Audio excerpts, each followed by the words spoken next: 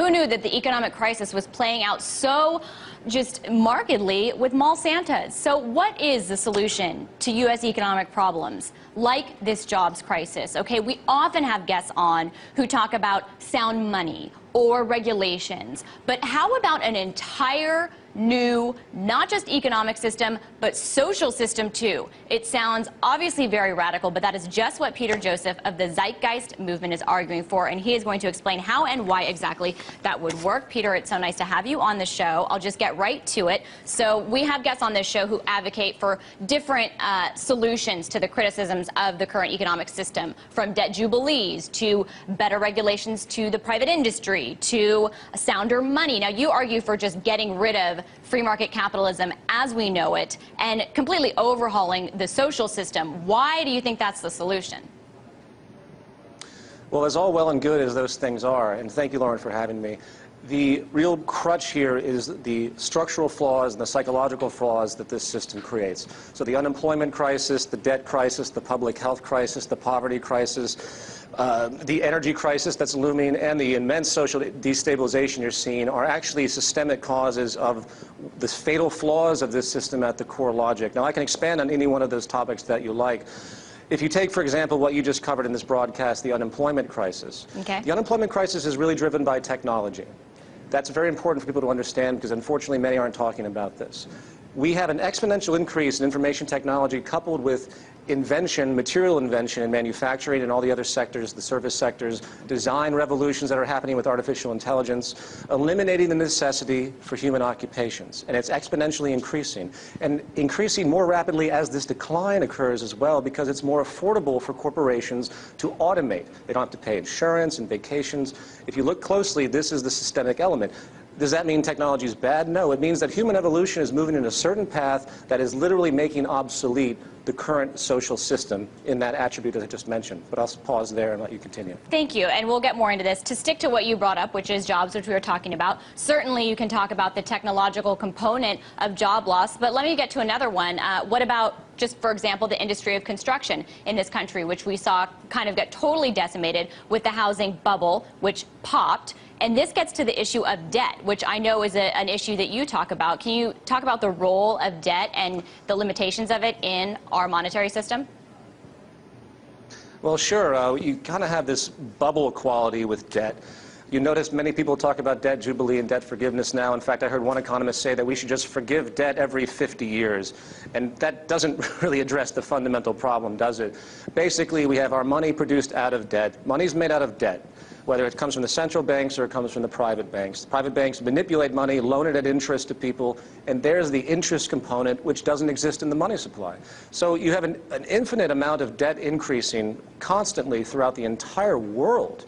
And that is why we are in the staggering state that we're in, suffocating us on so many different levels. Just look at medical debts, look at student loan debts, look at all of the deprivation that's being caused of that. That's one side of it, which is, to my view, a completely sick social experiment. It's a horrible thing to do to human society, to even impose this fictional element on them, to impose them, which brings me to my other point, which is that debt serves as a form of, for lack of a better expression, slavery. It's an imposition of scarcity, which forces people into positions that they typically wouldn't take for their purposes of integrity or education, but they have to, and usually at less expense to the corporations. So in a way, it's great for the corporate system on a certain level, to a certain threshold, to have many inhibited people that have no freedom to be in debt. In fact, a running joke in my community is that when you get out of college, most likely you have $80,000 worth of debt. You're ripe to be enslaved into a corporate system that doesn't have to give in to your interests or take care of you.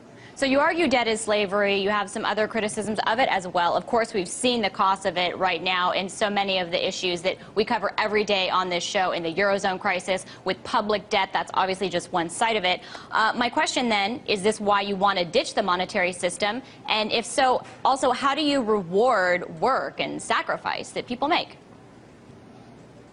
Well, the removal of the monetary system, I believe it will occur regardless of my intents. It's a natural evolution of human society. All the mechanisms that kept the system in place are phasing itself out by default, and the social destabilization that's on the horizon, I don't even have to do anything, I'm just trying to help, is going to cause some type of change. And I hope, and the people that I work with, we hope it will move into a sane direction and not something equally as sinister as what we've been seeing for the past, basically, 20 generations. But now, what the is issue a of incentive is a common supporting argument with respect to how people defend the free market system. They say, well, if people don't have a direct material incentive to work, hence reward, that carrot stick, if you will, then they won't have any initiative to do so. The first thing I would say is that scientifically a lot of research has been done to show that when it comes to creative interests, people are not motivated by money. In fact, money seems to be inhibiting people's creative effects. It's only mechanical operations, like working at a factory line or waiting tables, things that could easily be automated, by the way, if we applied our technology, that people need that reward because it's so mundane. The true ability, the best resource on the planet is the human mind, and to free that mind, to enable it to be creative, and that's the beauty of our technological evolution at this point. On a second level, noting that scientific validity, that incentive is not always the case for people to be operational, we have other incentives in society that are not directly material, that are very, very rewarding, that if people broaden their horizon, they would see. For example, the incentive to be able to walk out your home and not be worried about someone robbing you because they live in a deprived environment, pointing a gun and taking your resources, putting all those locks on our doors. Most of the crime we see in the world is related to money, one way or another, and deprivation through the monetary system. Another incentive is the removal of war, the removal of poverty. Imagine having the satisfaction of knowing there aren't 1 billion people starving on this planet. There's a deeply social element in us that is coming to fruition. It has to for our survival. I believe that our personal interest must become social interest. It has to.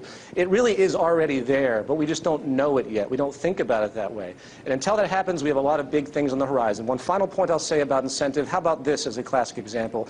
We have all sorts of immense military revolutions happening right now. They're going to make the atomic bomb look like a catapult, a Roman catapult. What's going to happen when we have these advanced technologies and the immature society we do now based on this farce social Darwinism, this tribal mentality, this sovereign war mentality, everyone fighting amongst themselves with the assumption we can't get along?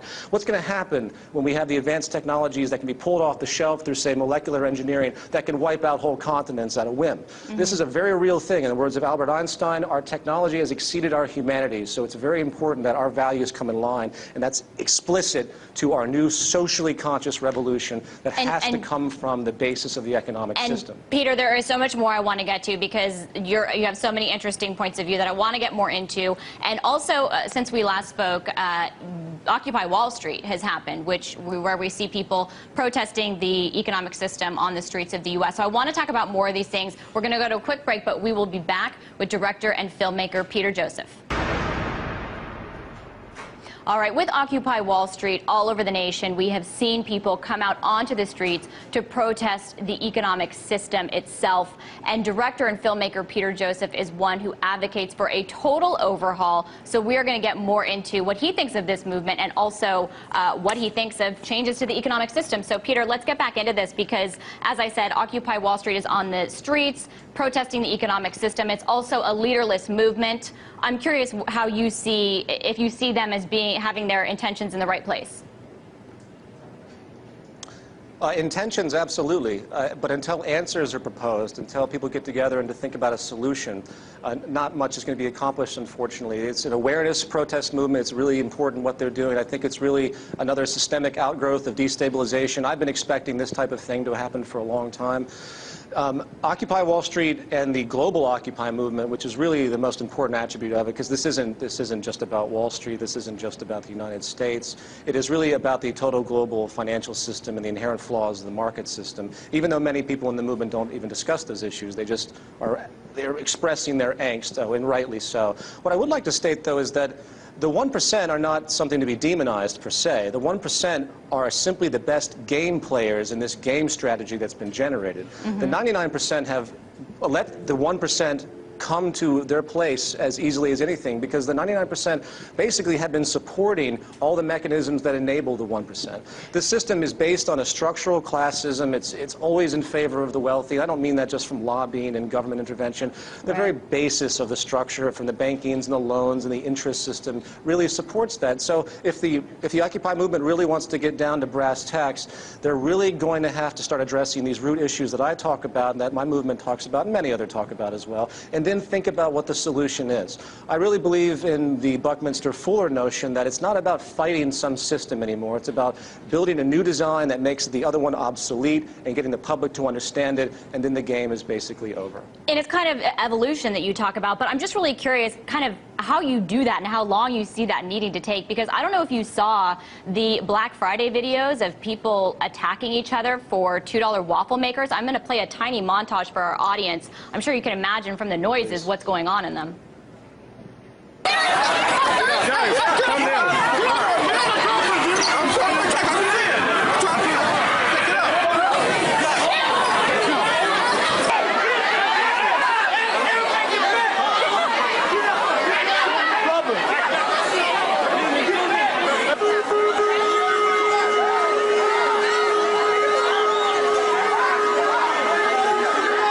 Peter, it sounds like riots. It looks a little like riots. Unfortunately, it's people clamoring for video games. I wouldn't want to get between them and their video games. How do you get between them and their video games, and how long is that going to take? Yeah, good question. I'd like to point out that before World War II, consumption in America was half of what it is now per person.